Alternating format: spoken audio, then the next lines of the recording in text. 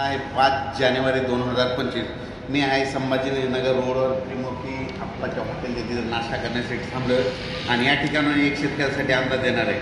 पण म्हणजे काय झालं, राज्यातल्या शेतकऱ्याचे मला फोन आले, कारण की आज आभाळ आले तर पाऊस शकता. आभाळ आल्यानं शेतकऱ्याचं म्हणणं आहे की पाऊस येईल का, तर सर्व राज्यातल्या शेतकऱ्याला सांगू इच्छितो राज्यामध्ये काही पाऊस येणार नाही, काही चिंता करायची गरज नाही. फक्त आज आणि उद्याचे दिवस ढगाळ वातावरण राहणार आहे, म्हणून काय अंदाज लागणार हे अंदाज लक्षात येतात. राज्यातल्या सर्व शेतकऱ्याला सांगू इच्छितो की राज्यामध्ये जवळपास 10 जानेवारीपर्यंत पावसाचं वातावरणच नाही, म्हणजे पाऊस येणार नाही, त्याच्यामुळे काही चिंता करायची गरज नाही.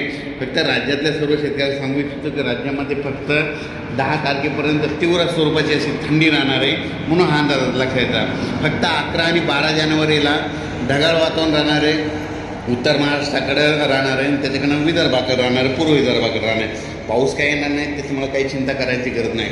पण राज्यात मात्र जवळपास आता म्हणजे 20 जानेवारी 2025पर्यंत हवामान कोरडत राहणार आहे, थंडीची तीव्र लाट राहणार आहे, म्हणून हे अंदाज लक्षात. फक्त जानेवारीच्या शेवटच्या आठवड्यात एकदा पावसाचं वातावरण तयार होईल.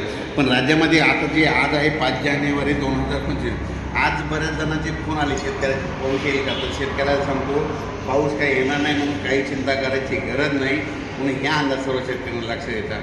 फक्त थोडा अंशतः ढगाळ वातावरण राहणार आहे, म्हणून हे लक्षात येतं. पण राज्यात मात्र पाऊस येणार नाही. तुम्ही तुमची शेतीची कामे करून घ्या, कांदा लागवड करून घ्या, मका देखील काढायची तर काढून घ्या. वीटभट्टीवाल्यासाठी एक आनंदाची बातमी, पाऊस काय येणार नाही, त्याच्यामुळे काही चिंता करायची गरज नाही. आणि राज्यातल्या सर्व शेतकऱ्याला सांगितलं तुम्ही आता हे आभाळ असल्यामुळे त्याच्यामध्ये धुळीचं प्रमाण असतं, तुझं असतं, म्हणून एक चांगल्या बुरशीनाशकाची चांगल्या कीटकनाशकाची फवारणी करून घ्या. अचानक वातावरणात बदल झाला तर लगेच एक मेसेज दिला जाईल,